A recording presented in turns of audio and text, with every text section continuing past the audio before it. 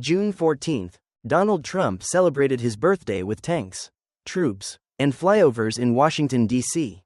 To him, it was a tribute to American pride. To millions of Americans, it was a symbol of something darker. That's why across the country, in over 1.500 towns and cities, people marched in protest. They called it No King's Day. Because in America, we don't worship power, we question it. More than a parade. To the world, it may have looked like a parade. But to many Americans, it looked like the beginning of something dangerous. Throughout history, military parades have been tools of intimidation, not celebration. Napoleon, Hitler, North Korea, when leaders surround themselves with tanks and flags, it's not about patriotism, it's about control. And now, it was happening on American soil. We don't serve kings, they said. We are the people. Why people protested? The protests weren't just about Trump. They were about a growing fear that democracy is slowly being replaced by showmanship.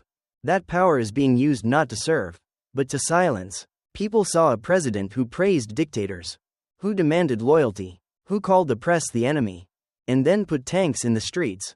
The parade wasn't just tone deaf. It was a warning sign. Who marched? It wasn't just liberals. Veterans marched, teachers, immigrants, business owners, even conservatives who believed in democracy over party loyalty. They weren't marching for a side. They were marching for a principle. That no one, not even a president, is above the people. The power of symbols. In politics, symbols matter. A parade isn't just a show. It's a message, and so is a protest. Millions of people marching sent a clear one. We will not trade freedom for spectacle. We will not confuse loyalty with leadership. When leaders glorify force, the people must speak up. And they did. No King's Day is a reminder. The U.S. was founded on the rejection of monarchy. Yet here was a leader acting like a king, craving praise, demanding control, ignoring dissent. No King's Day reminded America of something important. Leadership is earned, not staged. Patriotism is action, not parades. And democracy dies when we stop paying attention. So what will you do when you see power misused? Stay silent, or speak up, even when it's uncomfortable. Because freedom isn't protected by parades. It's protected by people who refuse to bow. No kings, no crowns, just people, with purpose. One nation, divided. America calls itself the land of the free. But in June 2025, it didn't feel united. It felt broken and pulled in two directions. One side cheered as Trump's parade rolled through Washington. The other side filled the streets in protest. But this isn't just about two sides. It's about a much deeper fracture. A battle between fear and freedom. Silence and truth, obedience and courage. The culture war isn't new, but it's louder. For decades, America has wrestled with its identity. Is it a nation of laws or loyalty? Do we worship strength or protect rights? Are we united by truth or torn apart by propaganda? Trump didn't create the divide, but he exploited it and magnified it. He turned disagreement into a weapon. He made questioning feel like betrayal. And in doing so, he pushed millions to ask, what kind of country are we becoming? Parades, power, and the politics of fear. When tanks roll down the streets of a democracy, people notice. And when those tanks are framed as a show of strength, some hear protection, others hear threats. That's the danger of symbols.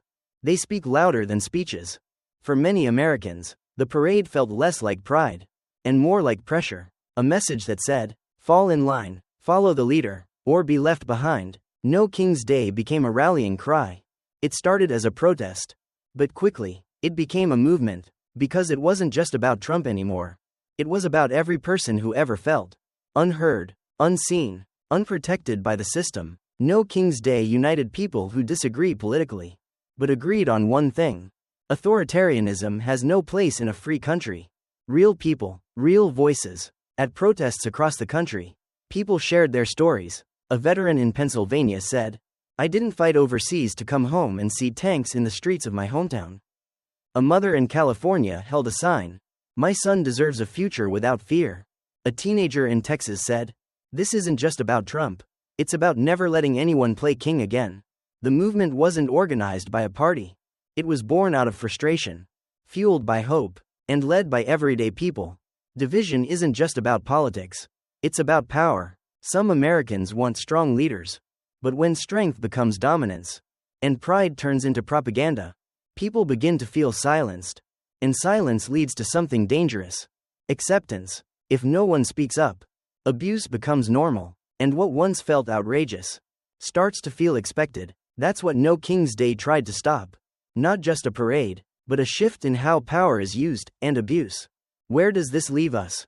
America is still divided, but division isn't the end. It's the beginning of choice. Will we let fear drive our politics? Or will we choose courage? Will we glorify power, or protect the powerless? The answer isn't in Washington. It's in every home, every conversation, every choice. You don't need a sign to take a stand. You may never march, you may never chant, but you still have power.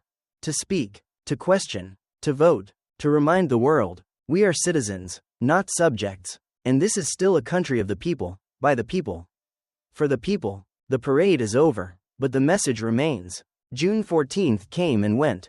The tanks left the streets. The news moved on, but something had shifted, not just in Washington, but in the hearts of millions. Because the people didn't just witness a parade, they witnessed a test of what kind of country they want to live in, and what kind of people they want to be. What the parade revealed, it showed us how quickly power can turn into spectacle, how leaders can blur the line between ceremony and control. It showed us that even in a democracy, we are never immune to the temptations of authoritarianism. And perhaps most importantly, it showed us how many people are willing to speak up when that line is crossed. The protest wasn't the end. It was the beginning. The real power lies with the people. Governments hold power, but only because the people give it. When citizens forget that, leaders grow bolder. When citizens remember it, leaders grow humble. The protests reminded America that democracy isn't inherited, it's protected, not by tradition, but by attention, by resistance, by courage. What happens if we stay silent? History answers that. Every dictatorship began with people looking the other way, with fear disguised as loyalty, with strength praised more than service. But silence doesn't keep us safe. It makes us easier to control. That's why No King's Day mattered.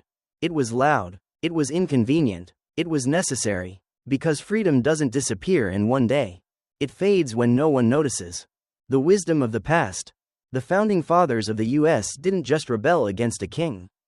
They built a system designed to stop kings from rising again. Checks and balances, free press, peaceful transfer of power. But systems only work when people protect them. And when leaders start behaving like monarchs, waving flags while suppressing truth. It's up to the people to remember. This country began with a revolution against silence. Your voice still matters. Maybe you're tired. Maybe you feel like your voice doesn't change anything. But it does. The protests weren't organized by billionaires. They were led by students, teachers, veterans, neighbors. They reminded us, you don't need permission to protect freedom. You don't need a microphone to make noise. You don't need to be famous to be powerful. You just need to care enough to speak. So what happens next? That's up to you. Will you ask the hard questions? Will you challenge the easy lies? Will you remind your community that freedom is a team sport? Because patriotism isn't about watching a parade. It's about protecting the people not invited to it. This isn't just an American story. All over the world, democracies are under pressure. From misinformation, from fear-based politics, from leaders who would rather be worshipped than questioned. No King's Day sent a global message. The people are watching. We haven't forgotten who we are. We won't be ruled by crowns, visible or invisible. What legacy will we leave? One day, we'll tell the story of this era. Will we say we stood by while democracy dimmed? Or will we say, we remembered who we were, and we choose courage over comfort? No kings, no fear, just people, rising together. Because in the end, the future isn't decided by parades or presidents. It's decided by what we do when history knocks on our door. If this message spoke to your heart, don't keep it to yourself. Share it with someone who needs this reminder too. And if you'd like more moments like this, you know where to find us. Subscribe, stay connected, keep growing.